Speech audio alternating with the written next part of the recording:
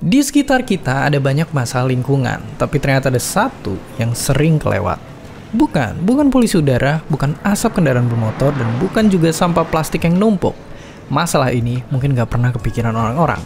Padahal dampaknya gede banget. Emisi yang dihasilin lebih besar dari emisi total penerbangan pesawat di seluruh dunia. Apakah itu?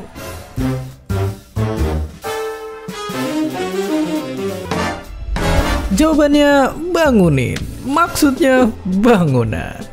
Ya, ternyata seluruh bangunan yang dibikin umat manusia itu berdampak besar buat lingkungan. Tersangka utamanya adalah beton. Campuran antara air, pasir, bebatuan, dan semen. Gilanya, karena murah dan mudah dibuat, beton jadi bahan yang paling banyak digunakan di bumi setelah air. Dan proses ngebikin salah satu campurannya, semen, itu ngehasilin banyak banget emisi, alias gas-gas yang jadi biang kerok krisis iklim. Bahkan kalau kita gabungin seluruh industri semen jadi ibarat satu negara, mereka bakal jadi penghasil emisi terbesar ketiga di dunia. Tapi permasalahannya lebih rumit daripada itu, karena sebenarnya beton punya peran kunci dalam sejarah panjang manusia. Umat manusia udah pakai beton dari zaman Yunani kuno, dan penggunaannya makin masif pas zaman Romawi kuno. Mereka bahkan nemuin resep rahasia yang bikin bangunan mereka tahan ribuan tahun.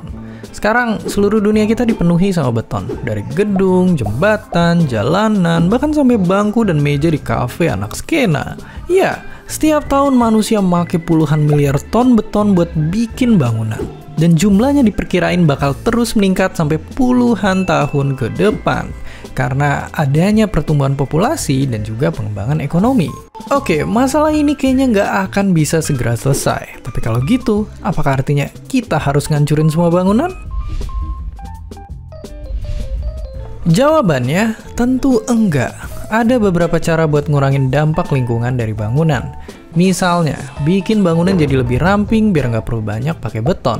Atau kalaupun pakai beton, kita bisa bikin produksi semen jadi lebih ramah lingkungan. Atau sesimpel kita pelihara bangunan kita yang udah ada biar lebih tahan lama, jadi nggak perlu bikin-bikin yang baru.